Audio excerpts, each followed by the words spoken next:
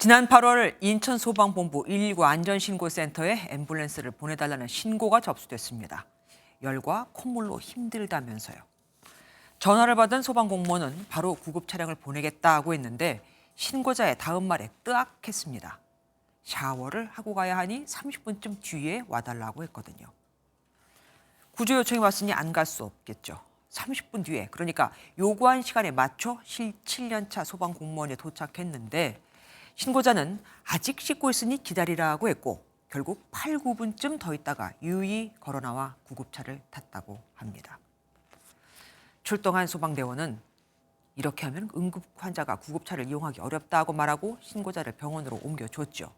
그런데 그는 그 뒤 인천소방본부로부터 경고 처분을 받습니다. 그 신고자가 출동대원이 친절하지 않았다, 모멸감을 느꼈다며 여러 차례 민원을 제기하자 소방본부가 이를 받아들인 겁니다. 지난해 전국 119 구급대 출동 가운데 환자 이송 없이 복귀한 경우는 20만 4천 건에 달합니다. 하루 평균 560건 꼴입니다. 짬뽕을 먹었더니 배가 아프다고 신고해 출동했더니 쿨피스를 먹어 이젠 괜찮다며 허탕을 치게 하거나 전기 면도기가 안 꺼진다며 우겨 119가 출동한 황당한 경우 등등이었죠. 다른 나라에선 어지간해선 앰뷸런스를 부를 엄두를 못 냅니다. 불과 몇 분만 이용해도 수백만 원을 내야 하거든요.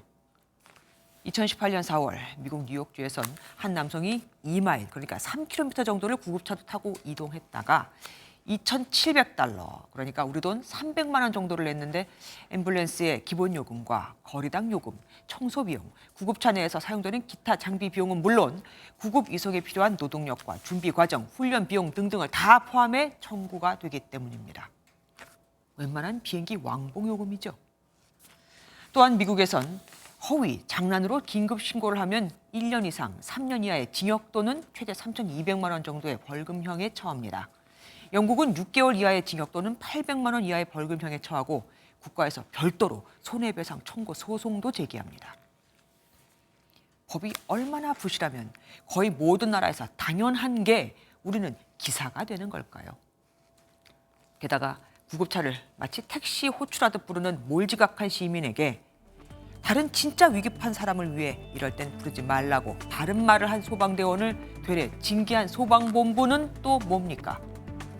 저런 윗선 아래서 그래도 최선을 다하는 우리 소방대원들 정말이지 대단하다는 말씀 드리지 않을 수가 없습니다.